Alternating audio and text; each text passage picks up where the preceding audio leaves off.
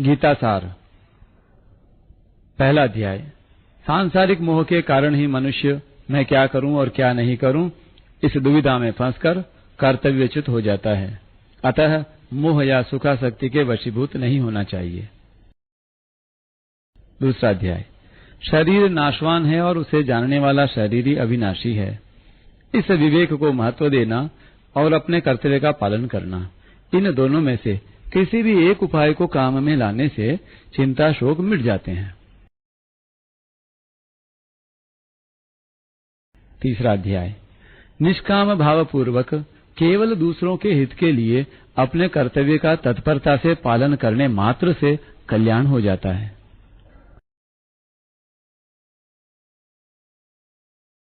कर्म बंधन से छूटने के दो उपाय हैं। कर्मों के तत्व को जानकर निस्वार्थ भाव से कर्म करना और तत्व ज्ञान का अनुभव करना। पांचवा अध्याय।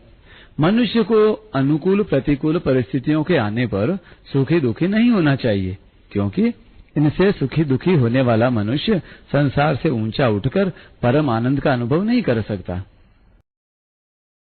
छठा अध्याय। किसी भी साधन से अंतःकरण में समता आनी चाहिए। समता आए बिना मनुष्य सर्वथा निर्विकार नहीं हो सकता। सातवां अध्याय। सब कुछ भगवान ही है, ऐसा स्वीकार कर लेना सर्वश्रेष्ठ साधन है। आठवां अध्याय। अंतकालीन चिंतन के अनुसार ही जीव की गति होती है। अतः मनुष्य को हरदम भगवान का स्मरण करते हुए अपने कर्तव्य का पालन करना चाहिए, जिससे अंतकाल में भगवान की स्मृति बनी रहे। नौवां अध्याय। सभी मनुष्य भगवत प्राप्ति के अधिकारी हैं, चाहे वे किसी भी वर्ण, आश्रम, संप्रदाय, देश, वेश आदि के क्यों न हों। 11वां अध्याय। संसार में जहां भी विलक्षणता, विशेषता, सुंदरता, महत्ता, विद्वत्ता, बलवत्ता आदि देखे, उसको भगवान का ही मानकर भगवान का ही चिंतन करना चाहिए। 11वां अध्याय। इस जगत को भगवान का ही स्वरूप मानकर प्रत्येक मनुष्य भगवान के विराट रूप के दर्शन कर सकता है। 12वां अध्याय। जो भक्त शरीर, इंद्रियां, मन, बुद्धि सहित अपने आप को भगवान के अर्पण कर देता है, वह भगवान को प्रिय होता है। 13वां अध्याय। संसार में एक परमात्मा तत्व ही जानने योग्य है, उसको जानने पर अमरता की प्राप्ति हो जाती है। 14वां अध्याय।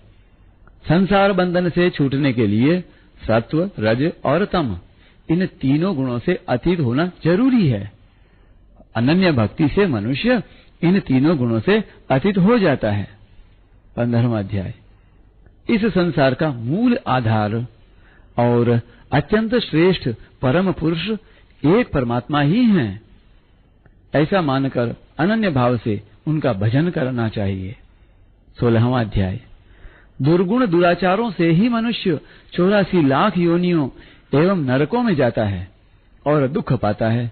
अतः जन्म मरण के चक्र से छूटने के लिए दुर्गुण दुराचारों का त्याग करना आवश्यक है। 17वां अध्याय। मनुष्य श्रद्धा पूर्वक जो भी शुभ कार्य करे, उसको भगवान का स्मरण करके उनके नाम का उच्चारण करके ही आरंभ करना चाहिए। 18वां अध्याय। सब ग्रंथों का सार वेद हैं, वेदों का सार उपनिषद हैं, उपनिषदों का सार गीता है और गीता का सार भगवान की शरणागति है। जो अनन्य भाव से भगवान की शरण हो जाता है, उसे भगवान संपूर्ण पापों से मुक्त कर देते हैं।